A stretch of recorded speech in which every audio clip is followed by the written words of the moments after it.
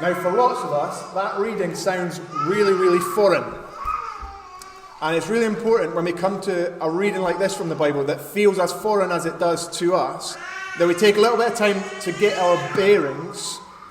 So, taking us back to last week, we need to find out why, for the original readers of this book, what we've just read was almost as weird and wonderful for them as it is for us.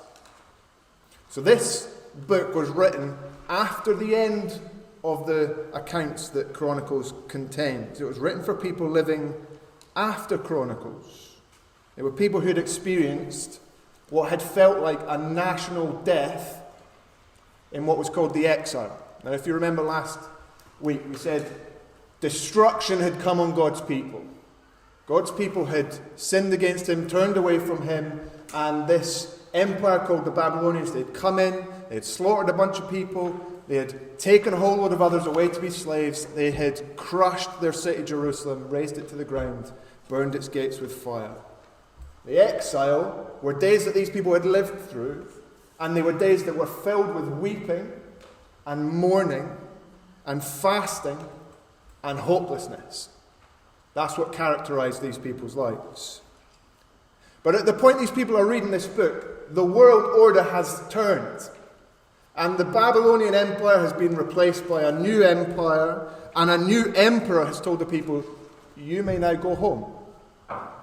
And so God's people have headed home, and they've arrived back at Jerusalem to find that the home that they left is now rubble. That's what we said last week, isn't it? They've arrived home and found ruins. And so for these people, reading Chronicles, hundreds and hundreds and hundreds of years ago, for the first time, all this talk of kings and battles and gathered assemblies of worshipping people and cities that are great sounded just about as foreign and weird and wonderful to them as it does to us. Now, we said that the writer in the first 9 chapters of this book was drawing pictures with lists.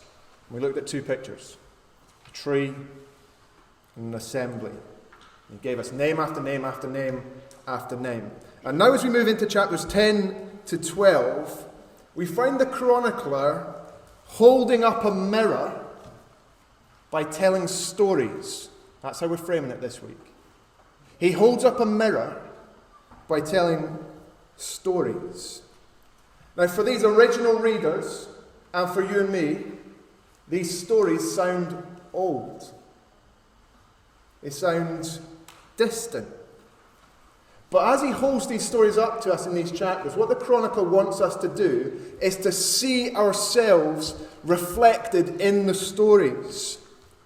So as these Jews return to Jerusalem, and as we listen to these stories today, we might better understand where it is we've come from and better understand where it is we're going to. We're continuing to look back on history by looking at these stories in order that we might better lean forward into hope that the story isn't over. That's the hope. Here are the questions these original readers were asking. When the world that we find ourselves in looks like a crumbling ruin, is this it? Have you ever asked that? Can God turn the page on this very dark chapter in his people's history? Can he bring life out of death? Now, last week, one of the pictures we looked at, we said, was the assembly, the gathering of God's people. Well, that picture comes to life a little bit for us this week as we go from lists to stories. And we see the stories come alive in 2 different assemblies. These are 2 different assemblies with very different feels. Now, I reckon we've all got that cousin who we only ever see at 2 different assemblies, 2 different gatherings. What are those gatherings? Weddings and funerals. What we've got today in these stories is a funeral and a wedding. Now, here in 1 Chronicles chapter 12, we are going to start with a funeral and end with a wedding. The people of Israel have come together to fight against their enemies, the Philistines, in chapter 10. They've been defeated. Their princes, all three of them, have been killed. Their king, Saul, is dead. In fact, in the first 7 verses of chapter 10, it says dead or died 7 times. And so kingless, the people scatter. They lose their leader, they lose their king, and they lose their land. It says fled or abandoned 4 times in those same verses. So if we were to put labels over the first 7 verses of this chapter, it would be dead and fled. That's what's happened. Some of the people who were just chatting before the service, me and Saul, it's like a special forces group of soldiers. They come and they get the bodies of Saul and his sons, and then they bury them, and then they fast for a week. It's a funeral. It's like a week-long funeral. It's done what a funeral does. It's marked death, and it's marked separation. That's what a funeral does, isn't it?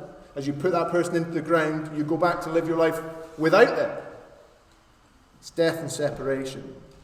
And as a page of the story is turned, what we are supposed to see here is history turned backwards by a king's unfaithfulness. Now, it takes a little bit of Old Testament context for us to get this. But we know that the reason for this death coming in chapter 10 is a king's unfaithfulness. Because look at the end of chapter 10 verse 13. It says, Saul died because 3 things. He was unfaithful to the Lord, he did not keep the word of the Lord, and he did not seek the Lord. Now, as we think back again to last week, this picture of an assembly, where were the kings positioned? Someone tell me. On the outside. They were positioned on the outside of the assembly in order that they were to gather and guard the assembly around the central activity of the assembly of the worship of God. That's what the king was to do. That was his job. To shepherd the people around the worship of God. But here's a king who, we're told in these verses, instead of seeking God, went to see a medium. Do you see that in verse 13? She was called the Witch of Endor. Now, going to see a witch for a king of God's people seems a little bit extreme. Which is why it helps us to have a little bit of the background to know that this wasn't the first step of this king's unfaithfulness. This was more like the last straw. This king had actually taken multiple steps of unfaithfulness. And King Saul had offended God by offering sacrifices to God that only the priests were supposed to offer. So what this king had done, who was supposed to be on the outside of the assembly, guarding the central activity of the assembly, was put himself at the centre. He had made himself the centre. And it had escalated from there. And so he died, along with all of his family, 10 verse 6. And so it's like a branch is chopped off the tree that we looked at last week, which falls to the ground along with Saul's head as the Philistines come. They take his head, they cart it off, they take his armour, they put it into the temple of their God as a kind of statement of victory. Dagon has defeated Israel. The people left without a king, the people left without homes, the people defeated. And as we read this story, there ought to be a sense of déjà vu. Because as we see these stories being played out, we should recognise that this story is being played out on pages in the past. Only this time it's being played out in reverse. On previous pages, there was a leader of the Philistines who was defeated by a shepherd boy called David. And David chopped off his head and took his armour and put it in the tabernacle of the Lord, as if to say, the Lord, Yahweh, has given us victory over our enemies. Now, a Philistine family tree, not an Israelite family tree, a Philistine family tree will tell you that the Philistines were close relatives of the Egyptians. And the Egyptians were people who had enslaved the people of God for generations. And in pages before, we saw God appoint this stuttering shepherd called Moses to lead his people out of slavery, gathered together, and into a land that they could occupy and call their own. Now the leader of Israel has had his head chopped off and his armour put in an idol's temple. And now the people of Israel have been scattered and put out of their land. History's turned back. Now these post-exile readers of this book would have seen reflected in this story the very same kind of unfaithfulness that they had seen characterize so many of their kings after. And they would have recognized the unfaithfulness that had caused, ultimately, their own slavery and exile. History repeated again. Kingless and homeless. But as you and I sit here today reading this story, we ought to see, staring back at us, something of ourselves. We ought to see in this king's unfaithfulness something of our own self-centeredness. We're supposed to see the way that we too have been unfaithful to the Lord. The way that we too have failed to keep the word of the Lord. The way that we too have not sought the Lord.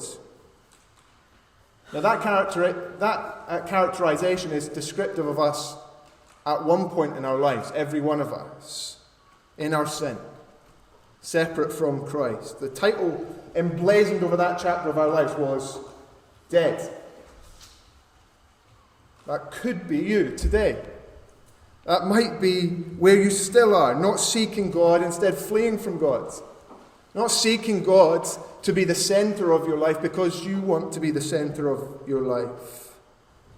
It might, though, be that you are a Christian today, but that you've been unfaithful to the Lord, that you have not kept the word of the Lord, that you have, instead of seeking the Lord in repentance, fled from the Lord, deafened your ears to his words, and denied his rule over your life. It might be today that you are a Christian, but that you've gone back to a place that he had delivered you out of. That instead of being occupied with your Saviour, you've become occupied by your sin. And if that is you today, in all likelihood, your experience of life right now is going to be feeling like mourning and emptiness of a funeral and a fast. God's going to feel distant. You're going to have been gathered, but you're going to know you have abandoned. You're going to be occupied with something, but you're going to be feeling empty. You're going to be delivered, but you're going to be defeated. And this is what our unfaithfulness can do. It takes us back to a place that we have been delivered out of, and it robs us of the full life that we were meant to live. Now, thankfully, just like in previous chapters of God's people's history, the Lord doesn't leave his people there. As the story moves on, we see, secondly, the kingdom turned over by a faithful God. Now, look with me at chapter 10, verse 14. It says, "So the Lord put him to death." The writer wants us to know the death of Saul wasn't as a result of the arrows. That didn't kill him. He wants us to know that it wasn't because of the Philistines who chopped off his head. He wants us to know it wasn't even just because Saul fell on his own sword. It certainly wasn't Dagon's success. The Lord put him to death and turned the kingdom over to David, the son of Jesse. Now, God had promised that the shepherd boy who defeated the Philistine champion in the past would one day, instead of shepherding sheep, shepherd God's people. God had said he would be a ruler after his own heart. He would be a ruler who would gather his people around the worship of the Lord. He would be a better king. He would be a faithful king. And so the Lord put the king to death in order to give his people a good shepherd. And as we lift up the page of this story, we should see that this is so often the way that the Lord deals with his people. he brings about a death that leads to life. Now, these exiled readers, returning from Babylon to their home, had experienced the death of exile. And they must have been asking, for what? What has all this suffering been for? Well, the Chronicle wants to assure them, not for nothing. Not for nothing. It wasn't pointless. It was a pruning away of unfaithful kings, just as he said he would do, so that his people might turn again to their faithful God, who promised that he would provide for them a good shepherd. The story wasn't over.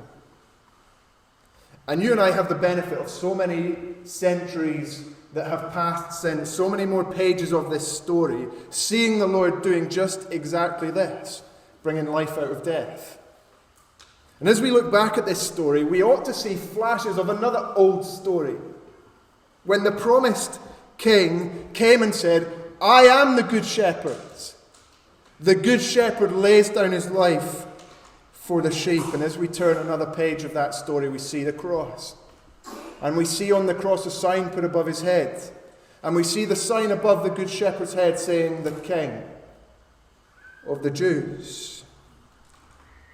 Delivered over to death by the Lord, not in order to leave his people shepherdless, but in order to rescue his people from their own unfaithfulness. Out of death, life springs. The third day, rising from the dead, making a way for his people to be brought near to God. Now, there's probably loads going on in your life today that I've got no idea about, without doubt. There'll be all sorts of suffering in this room that only you know about. There'll be all sorts of sadnesses that you're going through that you've never shared with anyone, but that are weighing you down, without doubt. And so you need to know from God's word today that he is a God who turns death into life. He is a God who never causes his people to go through sorrow and suffering for no point. You need to know that there is always purpose in what God brings his people through, and that the places of ruin that we find ourselves in are designed to turn us towards a shepherd who is good and to prepare us for a life that is fuller than the one we've known. Even in the consequences of our own sin, the Lord is always turning things for your good. That's what he does.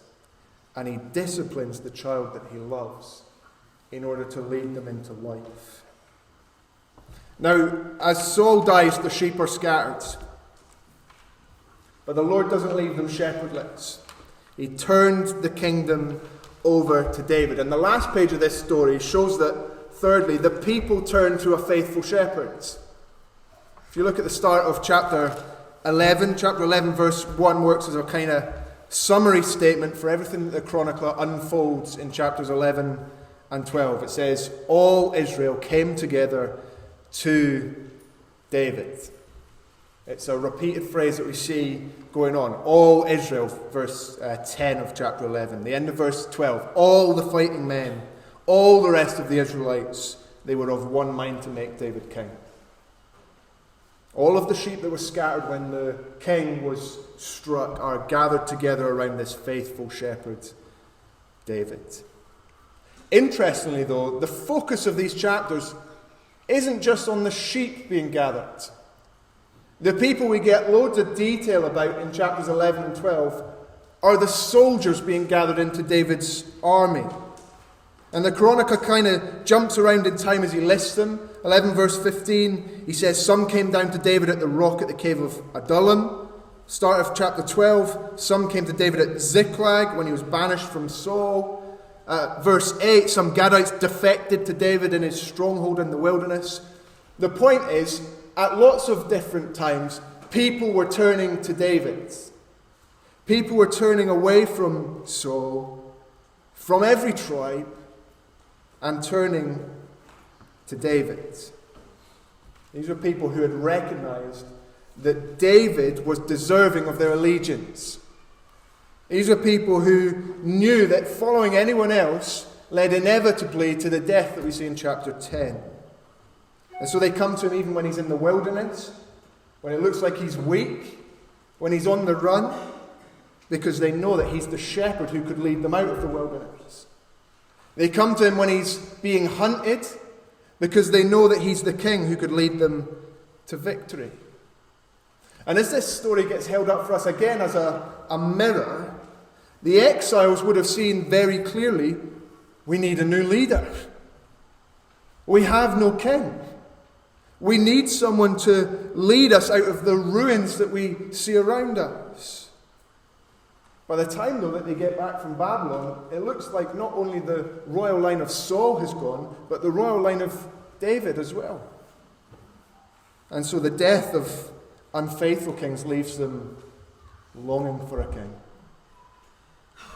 looking for a leader, and anticipating a good shepherd. And as our reflection comes into view in this mirror, we ought to see really clearly the righteous king, born into the line of David, born into what looked like weakness, with a unique claim to our allegiance. Jesus is this good shepherd whose call to follow me uniquely demands our obedience. He issues a call to gather, and he issues a call to turn to him from every tribe and from every tongue and from every nation. If you look down at verse 16 of chapter 12, we see the Benjamites turning to David. The Benjamites were Saul's people. So Saul's tribe. These were people in league with the one hunting him, trying to kill him. They were David's enemies. And now they turn to him. He receives them. And though many of us in this room, if not all of us, have lived large portions of our lives in opposition to this God, in opposition to King Jesus, we find that King Jesus is a Prince of Peace. He's a leader who willingly welcomes and receives everyone to him who would turn to him. This is the Jesus who stood looking out on the city of Jerusalem, filled with people, and said, "Oh, Jerusalem, Jerusalem, how many times I would have gathered your children together as a hen gathers her chicks underneath her wings. How many times? And yet you were not willing." And as we see this king reflected in King David, we need to realize today that if we have never come to this king, it isn't because he was unwilling to receive us. It is only because we were not willing to turn to him. He's a God who is willing to receive all who turn to him. And he is a God who calls you to obedience today. As we look, though, at this army and all of these people gathering to David to make him king, the funeral fast of King Saul is turned into a wedding feast at the coronation of King David. You see that in 11 verse 3? When all the elders of Israel came to King David at Hebron, he made a covenant with them before the Lord. They say, "We are bone of your bone, flesh of your flesh." Chapter 12 finishes with a feast as all the people come to David and they eat and drink for 3 days. And how does it finish? If you look at the very bottom of chapter 12, there was joy in Israel. This is the joining together of a king to his people. Again and again and again, it speaks of his people as being those who came to help David. This is a bride coming to help the bridegroom. And as these covenant promises are made to one another, binding themselves to one another in loyalty, the people follow David. Having been displaced from their towns in chapter 10, in chapter 11, for the very first time, David leads his people as a shepherd leads his sheep all the way into the city of Jerusalem, which would be for them a new family home. The fasting was replaced by feasting. There is death and displacement turned into joy in Jerusalem. The Lord never ever leaves his people at the funeral. He always leads them toward the wedding. And so as the exiles would have been saying, can God turn this really sad chapter in the life of his people around? The Chronicle would want them to say, oh, you bet he can. Yes, he can. And as that reflection of the exiles fades and we see ourselves once more, what they were looking forward to in the coming of a new leader, a new king, we now look back on.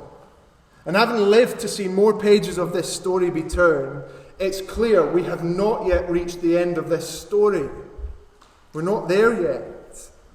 So we look back to the coming of the king and see there a funeral. We see a funeral not of an unfaithful king, but of a good shepherd laying down his life for the unfaithfulness of his sheep, being lifted up on a cross in order to draw all people to himself. And he has told us what the end of the story will be. He's told us that he will come again, not this time for a funeral, but for a wedding, where his covenant promise will be, all who turn to me will be saved. And all of his people who have been gathered together will feast with him at the marriage supper of the Lamb. It's a funeral to a wedding, you see? It's funeral to wedding, and yet where do we live? We live in between. We are his people being gathered. We are his people with orders to go and gather in from every tribe and tongue and nation. We're his people waiting for him. And we find ourselves in between, neither fully fasting, nor yet fully feasting. And that can be a really confusing place to be. And being able to locate ourselves between this funeral and this wedding, realizing that that is where we live, it will help to bind us together more tightly as his people gathered. It will help us to make sense of the fact that we are to weep with one another and we are to rejoice with one another. It will help us to make sense of the fact that my life doesn't feel like rejoicing all the time. It will help us to make sense of the fact that sometimes we really, really struggle. And it will tighten us up together as we say to one another, look back to the funeral and look forward to the wedding. Realize that the death has been died. And realize that there is still life to be lived. Knowing where we are helps us help one another. To know that he is the God who turns death into life and who turns sorrow into joy. And we need to realize today what God has done in the past, in Jesus on that cross and rising from the grave, can sustain us and strengthen us today as we wait for him to come tomorrow. We're done.